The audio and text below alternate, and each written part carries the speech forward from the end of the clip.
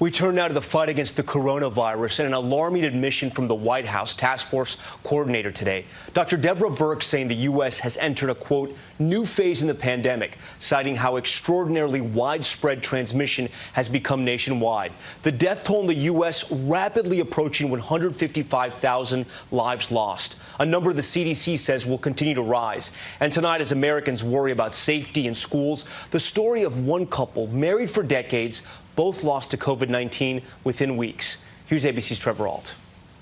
Tonight, one of the nation's top public health experts warning the pandemic is entering a new phase. What we're seeing today is different from March and April. It is extraordinarily widespread.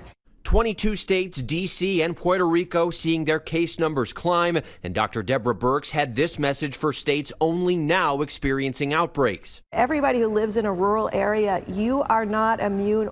July saw 1.9 million new cases of COVID-19 in this country, shattering the previous record. And today, House Speaker Nancy Pelosi blasting the federal response, saying she doesn't have confidence in Dr. Birx or her assessment of the threat. I think the president is spreading disinformation about the virus, and she is his appointee. I have tremendous respect for the speaker. I have never been called Pollyannish or non-scientific or non-data driven, and I will stake my 40-year career on those fundamental principles. One of those states with increasing cases, Indiana, and they're impacting just reopened schools. Greenfield Central Junior High reporting students testing positive in their first week, even first day back. Getting a phone call saying your child's going to need to stay home for 2 weeks. Disappointing, yes. Today, the Louisiana Department of Health reporting 10% of the state's new cases are children, a bigger portion than people over 70. For the people who want to send their kids back to school this fall, how are they going to change their behaviors now to earn that right? And I don't believe I'm seeing a lot of evidence in most of the country that people understand that what they do now matters to what the country looks like in the future. And tonight, the Wreck family, one of more than 154,000 American families devastated by this disease. Sam and Joanne had been married close to 30 years when her COVID diagnosis forced the couple apart. At 90 years old, it was too contagious, too risky for Sam to visit.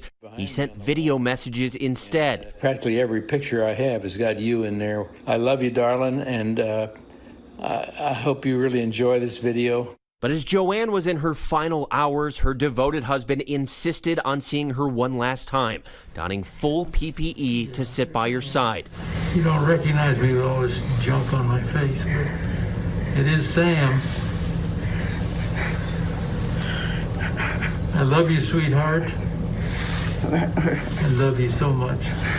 He did risk his life to go see my mom, but that was his choice. Just 3 weeks after that touching goodbye, Sam met the same cruel fate his wife did, struggling for breath, fighting COVID-19, dying Saturday in the same room. Before he passed, his stepson asked Sam if he regretted that visit to the hospital. Sam replied, not 1 second. Let me hold your hand. Feel me squeezing your hand? That he was happy to have held her hand one more time. The story of Sam and Joanne, it's just so devastating. So many families torn apart. Trevor Ault joins us now from New York. And Trevor, on that point, today, Dr. Deborah Birx telling families in multi-generational households to take even more precautions. Well, Tom, beyond wearing a mask in public, Dr. Birx says people who live with older or higher risk family members should actually consider wearing a mask inside their homes. She's also telling any American who travels to act as if they've been infected and consider self-isolating. Tom. Trevor Ault with those painful realities tonight. All right, Trevor, thank you. Hi, everyone. George Stephanopoulos here. Thanks for checking out the ABC News YouTube channel. If you'd like to get more videos, show highlights, and watch live event coverage, click on the right over here to subscribe to our channel. And don't forget to download the ABC News app for breaking news alerts. Thanks for watching.